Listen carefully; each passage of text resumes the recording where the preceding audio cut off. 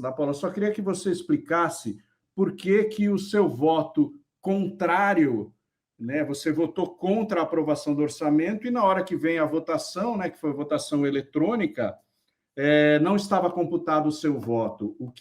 Como é que você recebeu a notícia e qual foi a medida que você tomou?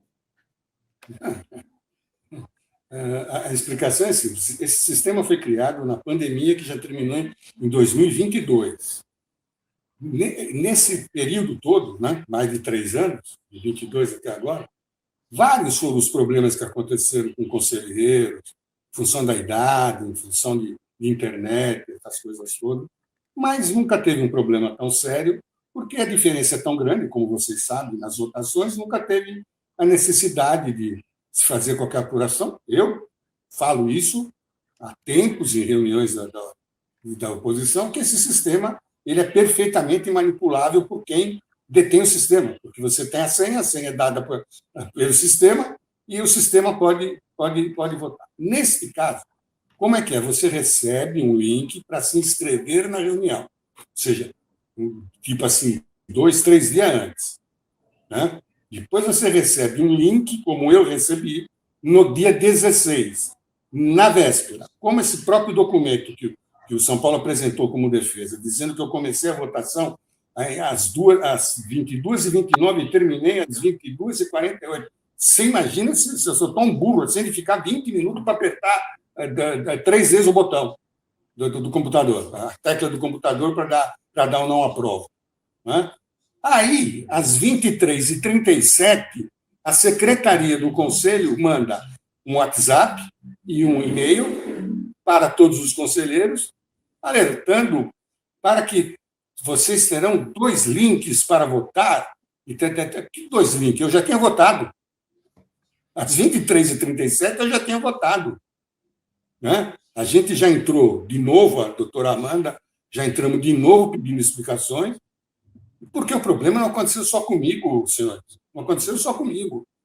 Tem outras pessoas que estão conversando com seus advogados, eu não vou citar o nome para não prejudicar, tem outros conselheiros que ou não receberam o link, ou votaram da mesma coisa, aparece o voto só nos 2 contratos e não aparece no orçamento, né? Esse sistema complicado, se fosse uma votação lá no Salão Nobre, mesmo que fosse urna eletrônica, como está dizendo, não precisa ser papel, não. Não vão confundir o que eu penso. Pode ser urna eletrônica, mas lá dentro. O orçamento seria reprovado, porque umas 10 pessoas da oposição não votaram. E a diferença foi 5, que seria 4, com o meu voto, mais os 3 ou 4 que estão dizendo que tem o mesmo problema, mais um monte desses 10 conselheiros da oposição que não foram, não têm acesso à internet, é confuso o sistema, não é assim, né? E que foi feito para a pandemia, que terminou em 2022. Eu reclamo, e a gente, no São Paulo, não faz nada. Vamos ver se agora voltaremos ao normal. Quem quer votar, vai no clube e vota. Senhor Edson. Sim, desculpa.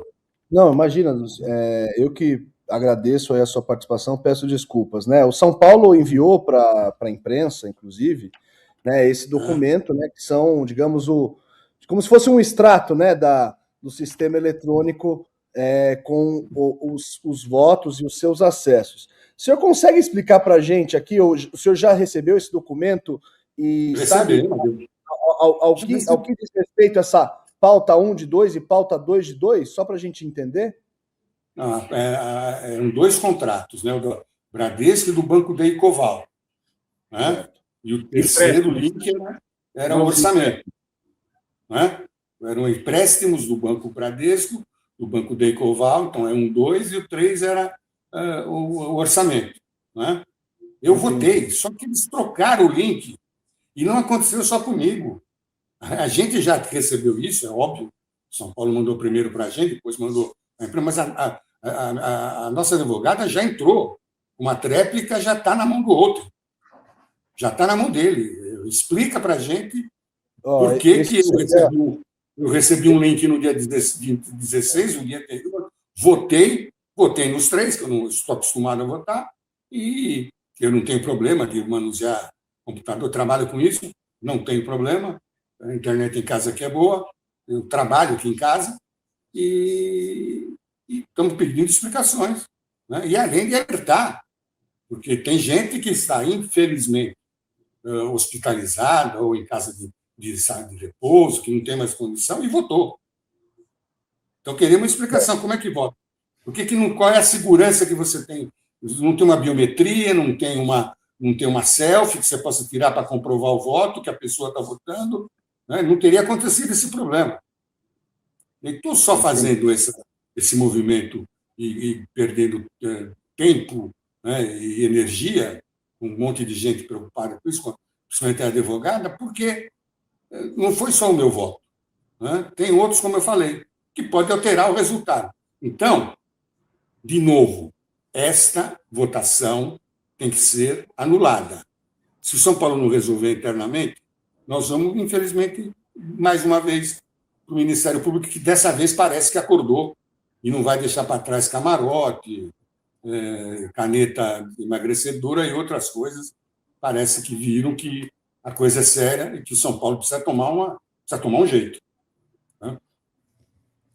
Esclareci a sua pergunta? Não, eu acho que esclareceu. Então só para a gente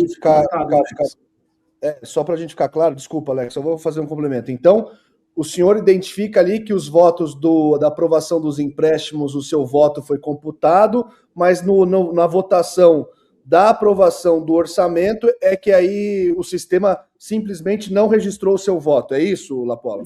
Exato. E o mais importante é que eu votei num link que estava no meu computador desde o dia 16, às 22h29, conforme o relatório deles. E às 23h37, o Conselho manda outro link. É aí que está o problema que aconteceu comigo e com outros conselheiros, né, que não são tão chatos quanto para mim e que eu vou até o fim, porque não é possível. Esse sistema tem que acabar. Esse negócio, eu posso votar por você, posso votar pelo Maurício, posso votar pelo Alexandre, só tem a senha. E quem é que tem a senha? O próprio sistema. E uma outra acusação, né, um comentário feito. Queria saber se o senhor tem a mesma opinião, né? O conselheiro Caio Forjaz, né, que também faz parte da oposição, teve com a gente recentemente, ele falou que, olha, eu estimo que 30% dos conselheiros não leem a pauta, não leem os documentos e votam de olho fechado, digamos assim, votam só com aquela oposição dos seus colegas, do seu grupo político. O senhor imagina que é algo parecido assim, Lapola? Eu acho que o Caio é bonzinho, 30% é pouco. Passa dos 50%. Passa, eu tenho certeza absoluta disso. É o grupo humano. Já tem gente sendo ameaçada porque votou contra. Eu não posso aqui, assim, agora ficar falando nomes, né? Os caras ficam na minha captura, mas já tem gente sendo questionada no clube por que votou contra. Porque todos os grupos políticos tiveram votos contrários. E nos vitalícios, quase a metade votou contra. Portanto, a eleição do ano que vem ela será decidida pelos novos conselheiros. E não os palmeirenses da vida que estão lá, os santistas da vida. Haverá eleição, antes da eleição do presidente, para os 100 novos conselheiros. É estes 100 novos conselheiros que vão decidir a eleição. Não são os vitalícios, que são tão criticados. Eu fico chateado, porque eu tenho um bocado de serviço prestado, como tantos outros, né? Há mais de 40 anos, fui diretor desde da base lá do Salão, até, bom, não importa. Porque tem muito conselheiro vitalício que merece ser vitalício. Tanto que a minha proposta, desculpa mudar de assunto, a minha proposta é não acabar com o Conselho Consultivo vitalício de uma hora para outra, mas não haver reposição, certo? Infelizmente, a vida é o natural da vida, a gente vai envelhecendo e vai indo embora, é só não repor, certo? Vai demorar muito, é só não repor, não tem. Você cria, a partir dos 80 anos, não vota mais, cria uma outra condição para o conselheiro que prestou serviços lá atrás, pôs dinheiro do bolso, na época as magras do futebol, né? Dê lá alguma homenagem, mas não vivencia mais a vida política do clube, tomar decisões sem saber mexer no computador, sem saber mexer no celular. É complicado, a vida não é fácil. Essa modernidade a gente, eu com 77 anos, inclusive para desenvolver o meu trabalho, eu tenho que me virar, eu tenho que aprender. De vez em quando eu tenho que ligar para o meu neto e perguntar como é que faz, entendeu? Tem que me aperfeiçoar, tem que estudar. Né? Então, mas não é todo mundo que ainda está na ativa. Não é isso. Olha, estamos com mais de 1.100 pessoas aqui simultâneas. Queria pedir likes, tá? Porque ajuda a disseminar aí o nosso canal e também inscrições aqui no canal Três Zagueiros. Todo mundo aqui atento e querendo entender esse momento político do São Paulo. E está aqui o Edson Lapola, que tem muito tempo de tricolor e está na oposição. Alex Vieira, com a palavra. Então, Lapola, primeiramente, prazer estar falando com você, entre aspas, pessoalmente. Eu queria uma opinião sua, e até você que viveu muito de São Paulo.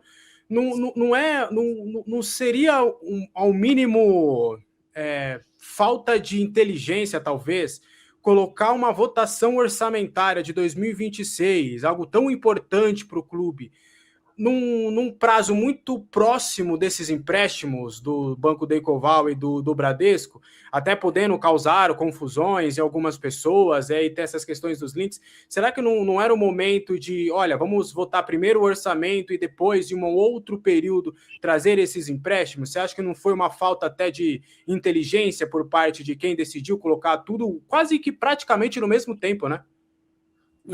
Não, com certeza, Alexandre. Tanto que na última reunião, com manifestações sobre esses contratos que vêm para o Conselho aprovar, já foram aprovados pelo Conselho Consultivo e já estão sendo realizados, né? O próprio assessor jurídico, né, o seu Leonardo Serafim, disse que concordava com as observações e que isso não iria acontecer. É óbvio que não poderia ser, né? E acho que tem que ter uma outra votação específica do orçamento lá no salão, lá no auditório, lá no local dos conselheiros, né? Vai lá e vota.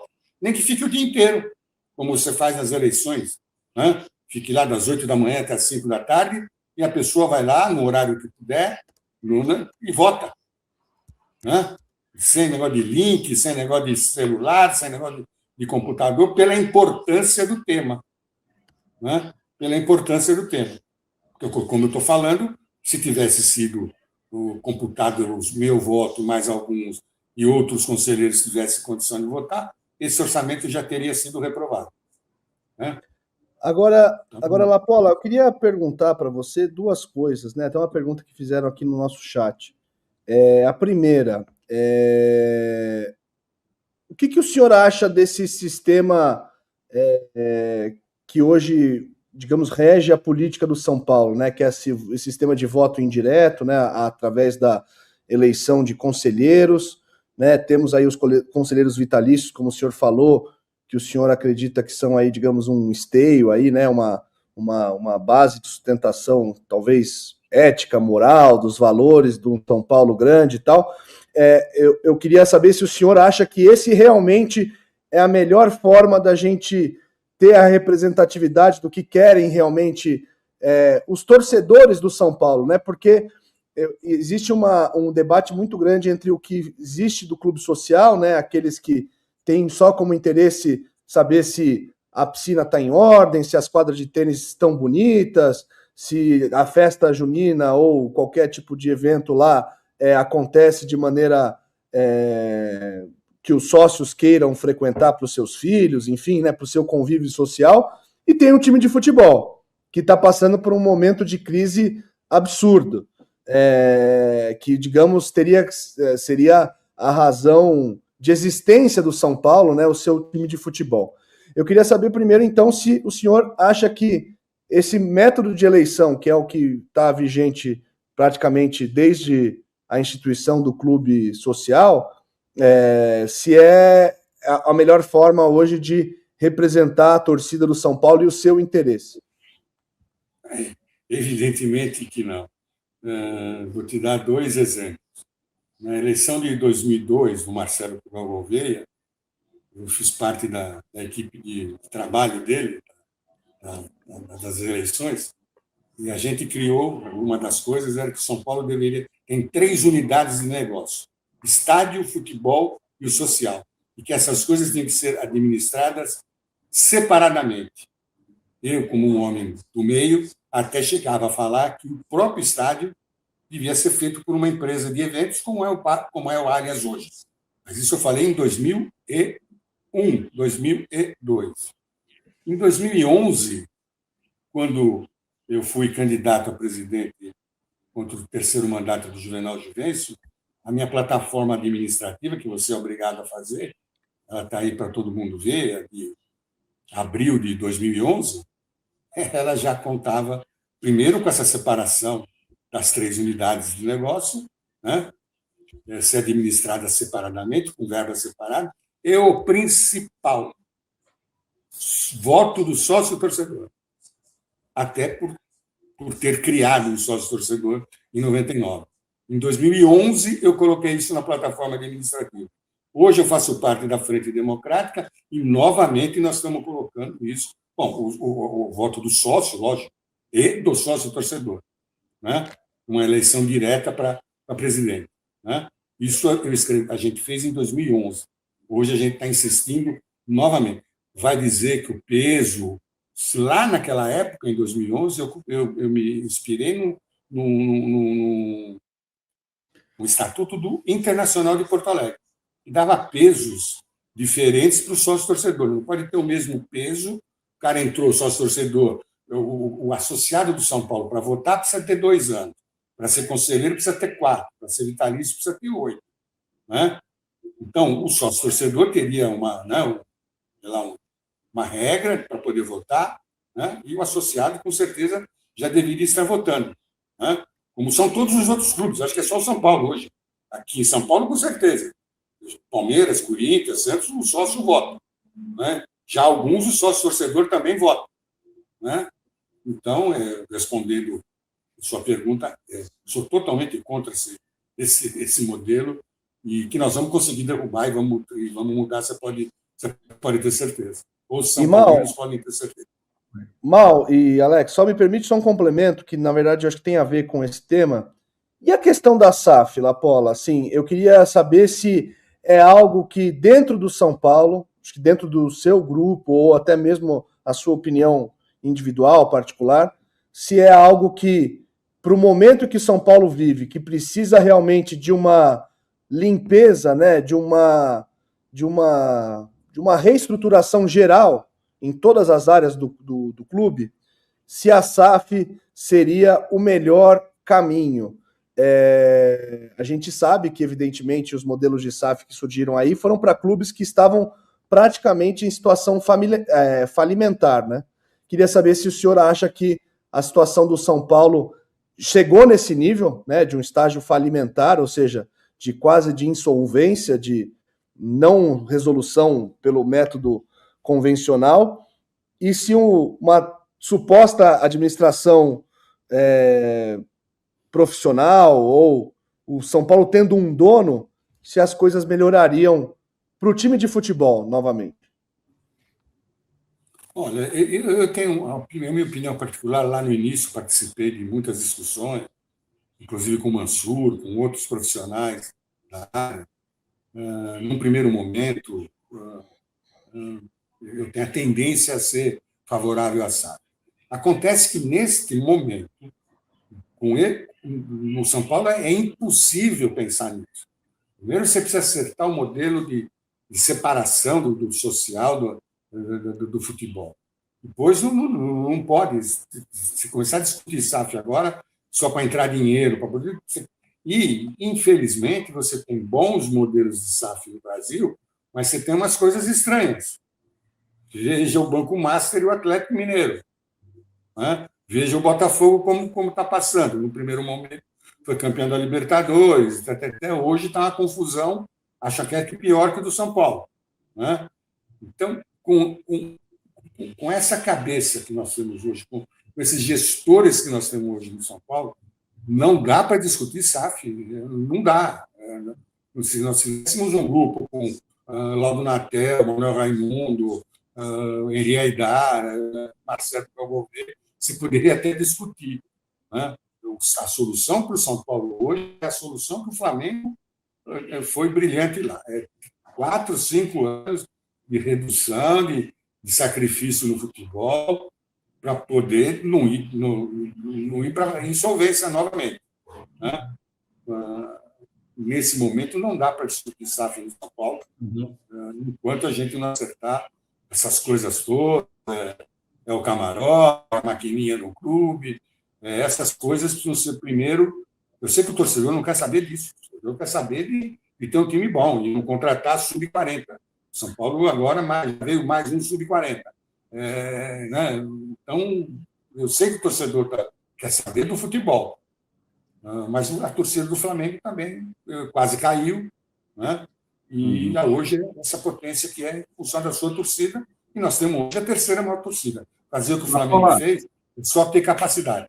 Desculpa. Como você citou pela segunda ou terceira vez a maquininha, está aqui o Roberto pedindo para explicar melhor esse esquema, se é possível você falar alguma coisa sobre isso. São maquininhas de cobrança dentro do clube, é isso? O Caio Banduque até complementa aqui, fala que ele é sócio também do clube, que as maquininhas da praça de alimentação são padronizadas, não são das lojas. O mesmo ocorre na festa junina. Então, se o senhor puder explicar... O clube inteiro só usa a maquininha. Se você for lá e pagar com dinheiro, eles vão ficar bravos. Porque então, eu não posso ser leviano de estar dizendo, nós estamos há tempos, tem até aí um outro jornalista que já escreveu, e a determinada conselheira aí, que não é mais conselheira, que pediu afastamento hoje, um dia depois de votar, vai uma vez por mês lá para Belo Horizonte, para ver negócio de maquininha. Ou seja, não sou leviano, as maquininhas são todas, o São Paulo recebe uma comissão, isso aí, de novo, é mais um assunto para ser discutido.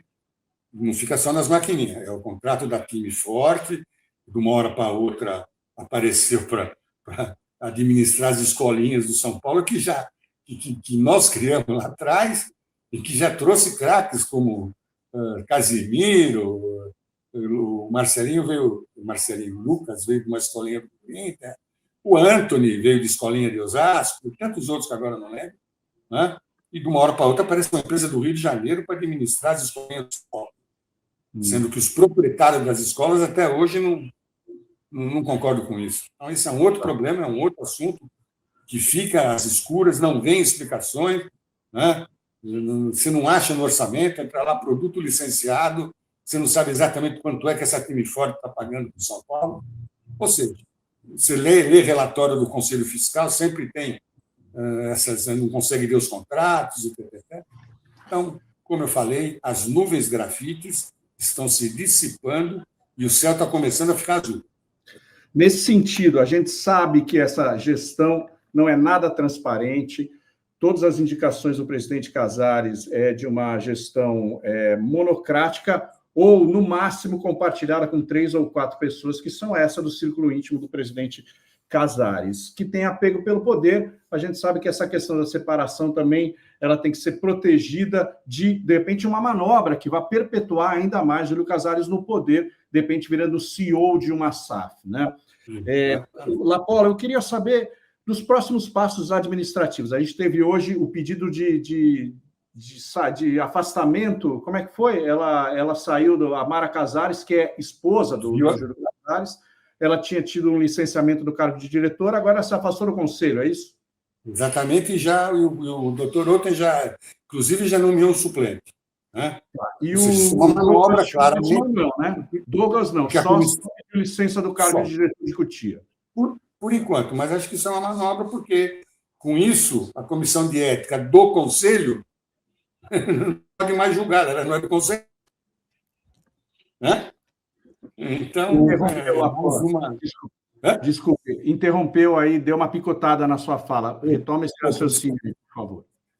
O afastamento dela, que não deve ser, o Douglas deve fazer a mesma coisa, ela é conselheira. A comissão é a comissão de ética do Conselho, não é aquela disciplinada do clube.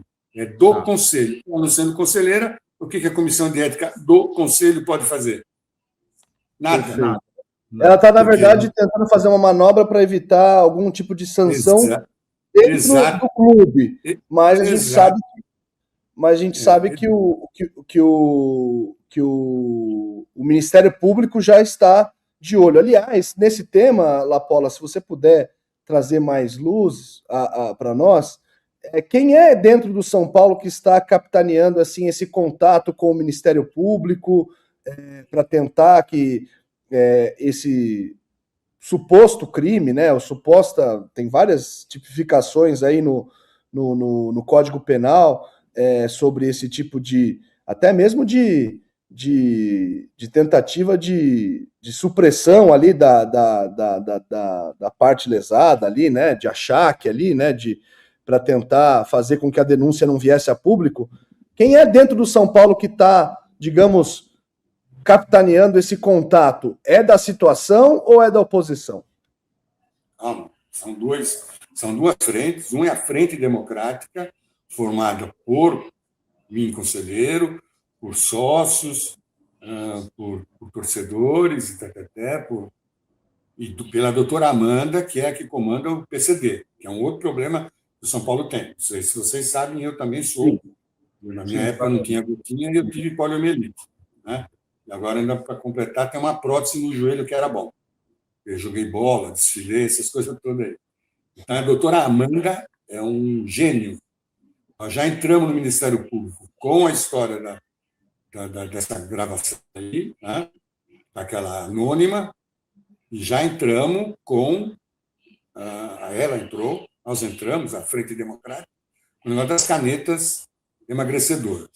Uhum. O pessoal do Salve Tricolor, que é o comandado pelo Caio, pelo Fábio, Médici, o pessoal das antigas ali, também entrou no Ministério Público.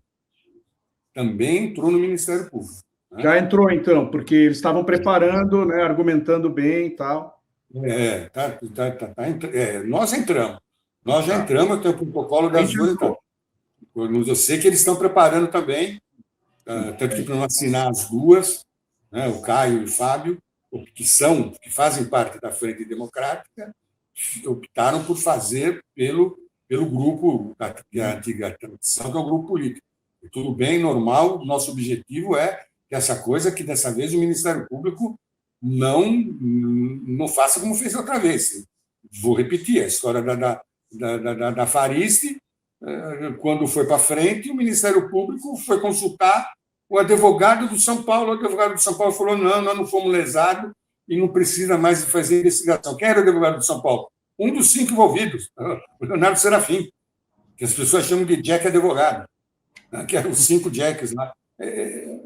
Agora, o Ministério Público, eu acho, até pela posição da mídia, trabalho de vocês, todo mundo agora, o Ministério Público não pode, tanto que já abriu inquérito aí, num deles aí já abriu inquérito, né? Esses 2 dias eu estou correndo atrás desse negócio do voto aí, né, desde ontem à tarde, mas amanhã eu vou estar no clube, depois de quase um ano, e só para completar, está sendo feita aí uma coleta de assinatura para pedir o impeachment da figura que preside o São Paulo hoje. E, Lapola, eu sei que você tem outros... Para assinar pessoalmente.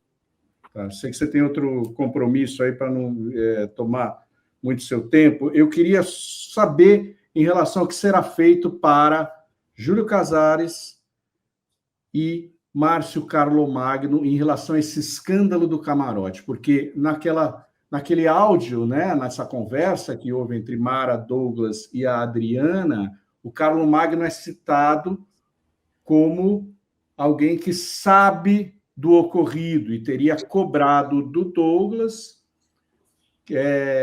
se o processo já havia sido retirado da justiça, né? O processo da Adriana contra aquela outra interessada. Aí, para mim, claramente há aí, no mínimo, prevaricações, né? De que você sabe de algo errado e não toma medidas.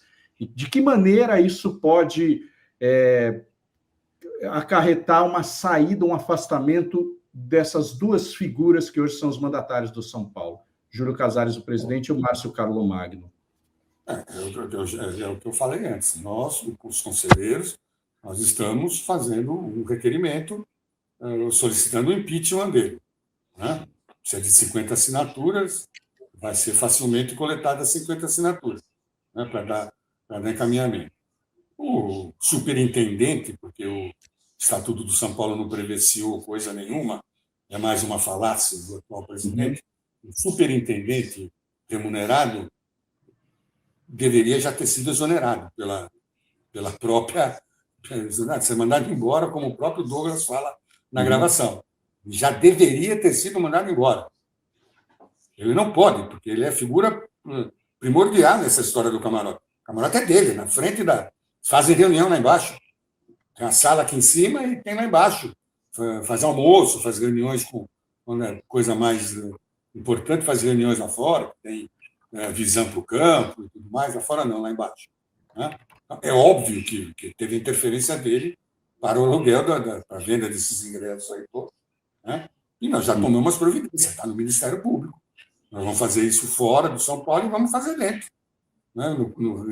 Em relação ao presidente, nós não podemos pedir para mandar embora os funcionários. Isso aí é uma decisão da diretoria executiva. Já deveria ter mandado embora. Numa empresa normal, ele já teria sido demitido por justa causa, inclusive. Né? Mas no São Paulo é o São Paulo. Né? Essa falta de profissionalismo que vocês falaram, que isto sim precisa ser de uma vez por todas implementado no São Paulo. É um profissionalismo de verdade. Você não pode ter aquele monte de diretor adjunto em Cotia, aquele monte de diretor adjunto que o jogador não suporta mais na Barra Funda, né? Neguinho que a cozinheira não aguenta mais ver ele há 15 anos no mesmo lugar. Há 15 anos o cara está lá, você entendeu? Há 15 anos ele não sai do CT. Né? Aí eles mandam embora o cara da segurança, mandam embora o coitado do Ayrton, o massagista, eles são os culpados. Né? E essas figuras que o jogador não gosta, de ficar dando palpite. Né? Só para lembrar que um ex-presidente do São Paulo um dia foi ensinar o Márcio Santos a subir de cabeça. Vocês devem lembrar disso. Como é que se sobe de cabeça? Só o maior quarto zagueiro da história da seleção brasileira. Ele foi ensinar o Márcio Santos a subir de cabeça. O meu amigo José Augusto, que infelizmente está lá no céu. Deve estar preocupado com a situação do São Paulo também. Olá, Paula. Vamos lá. Vamos trazer uma hipótese, caso avance, ou pelo menos o Júlio Casares ele seja afastado.